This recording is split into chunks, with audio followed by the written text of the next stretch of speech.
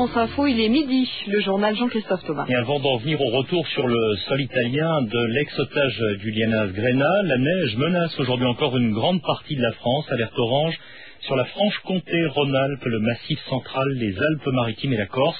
D'importantes averses de neige sont à prévoir sur ces régions jusqu'à demain matin. Ce samedi est par ailleurs une journée de forte circulation en raison de la fin des vacances d'hiver. Les académies de Paris et Bordeaux, journée classée rouge sur les routes de Bourgogne, de l'Est de la France, mais aussi en Rhône-Alpes. On fait le point avec Nathalie Cole au PC Osiris d'Albertville. Dans le sens des descentes en Savoie, vous tombez dans un bouchon de 800 mètres avant d'entrer dans Bourg-Saint-Maurice, si vous venez des stations de Haute-Tarentaise. Et le trafic est également très chargé et difficile pour la suite du trajet sur la nationale 90. Vous roulez d'ailleurs en accordéon jusqu'à Moutier. Des perturbations aussi sur autoroute avec une douzaine de kilomètres de retenue cumulée sur la 430 et la 43 pour ceux qui arrivent de Tarentaise ou de Maurienne en direction de Chambéry. Et 5 kilomètres de bouchons au bout de cette A43 juste avant la barrière de péage de Lyon. Et puis toujours dans le sens des retours en Haute-Savoie, la plus grosse difficulté se trouve sur l'A40 dans le sens Chamonix-Mâcon.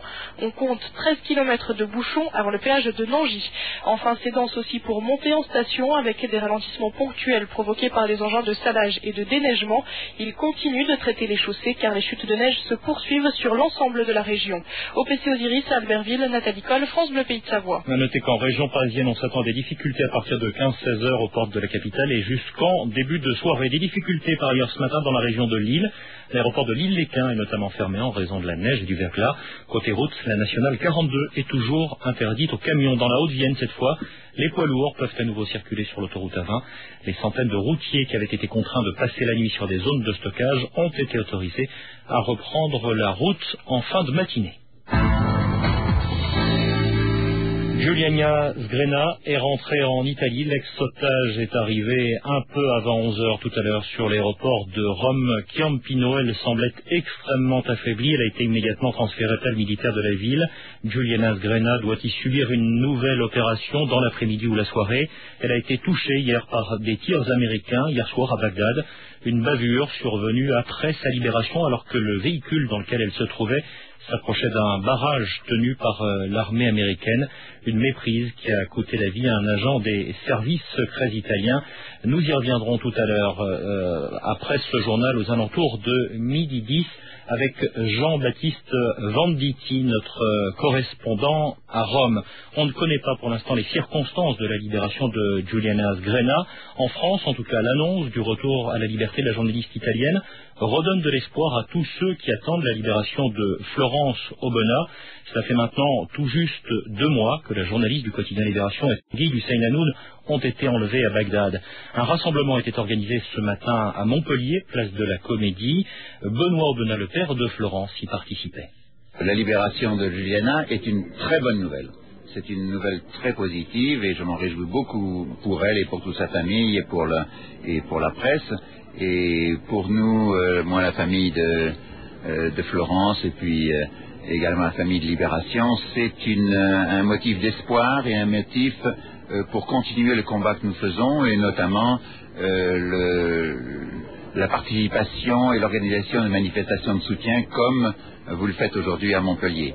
Donc je considère ça comme quelque chose, un événement très très positif et qui nous donne encore plus de raisons d'espoir et encore plus de raisons de continuer le combat que nous faisons. Benoît Obona, le père de Florence Obona, qui participera à un autre rassemblement de soutien. Ce sera cet après-midi à 15h dans les arènes de Nîmes. Au Liban, on attend le discours du président syrien. Bachar el-Assad doit s'adresser en fin d'après-midi au Parlement à Damas. Il devrait annoncer un repli des troupes syriennes présentes au Liban. Il pourrait s'agir d'un redéploiement des troupes vers la plaine libanaise de la Beka, conformément aux accords de Taïf signés en 1989 et toujours pas appliqués. De leur côté, les États-Unis et Israël exigent un retrait complet de la présence syrienne du Liban. France Info Actualité, Jean-Christophe Thomas. Midi et 5 minutes, Guéret dans la Creuse accueille aujourd'hui une grande manifestation nationale pour la défense des services publics. Défilé prévu à partir de 14h30 tout à l'heure. Plusieurs milliers de personnes sont attendues sur place. Mais certains groupes de manifestants ont renoncé à se rendre dans la Creuse en raison des intempéries. Plusieurs cars en provenance de Toulouse, du Cantal et du Puy-de-Dôme ont notamment renoncé à effectuer le voyage. Les représentants de tous les partis de gauche, la plupart des centrales syndicales, les représentants d'associations se sont donné rendez-vous. L'appel à la manifestation nationale pour la défense des services publics est très largement relayé, à l'image du collectif né en Creuse à l'automne dernier, des syndicats, des associations. Donc un département d'outre-mer également se reconnaît dans le cri d'alarme poussé par les Creusois. En solidarité avec le rendez-vous de cet après-midi, 3 manifestations pour la défense des services publics doivent se dérouler à Cayenne, Kourou et Saint-Laurent-du-Maroni. Écoutez le secrétaire départemental du syndicat Sud PTT de Guyane, Michel Dubouillet. Si on regarde la remise en cause des services publics à la poste et la fermeture des bureaux de poste en métropole, on peut considérer qu'en métropole, des moyens de communication existent qui permettent à tout le monde de rejoindre un point à un autre. Chez nous, en Guyane, nous sommes quand même un département qui a la grandeur du 5e de la France. Et nous n'avons pas des voies de communication qui nous permettent d'arriver partout. Nous avons certaines zones où si la poste vient à fermer comme on peut le pressentir, les usagers seront obligés de prendre une pirogue pour aller déposer une lettre commandée à 2 heures de pirogue. Le représentant de Sud PTT en Guyane. Il y a 5 mois, Guéret est donc devenu une sorte de symbole de la résistance contre le démantèlement des services publics après une forte mobilisation des élus du département. C'était le 23 octobre 2004. 263 élus, dont 28 maires et un conseiller général, avaient présenté leur démission pour protester contre l'annonce de fermeture de plusieurs perceptions dans le département.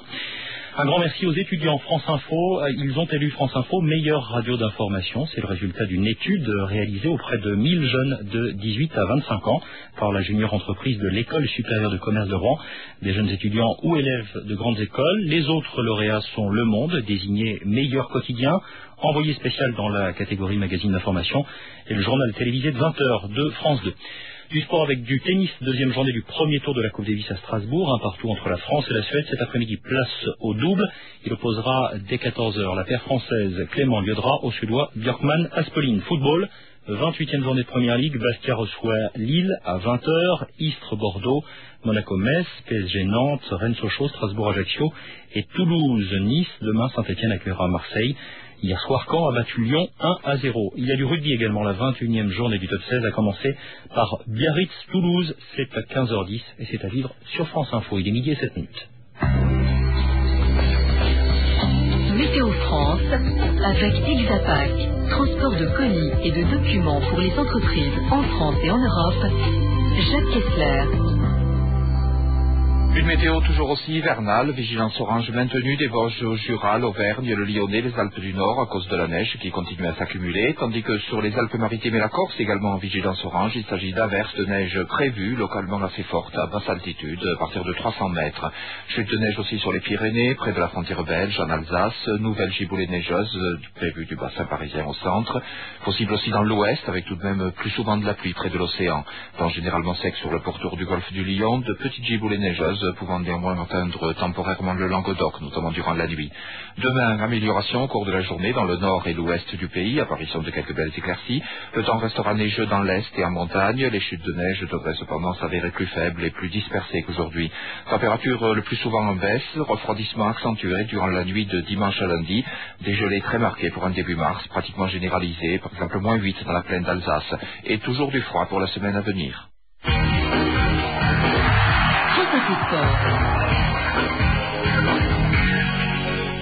Rien n'est joué entre la France et la Suède au premier tour de la Coupe Davis de tennis.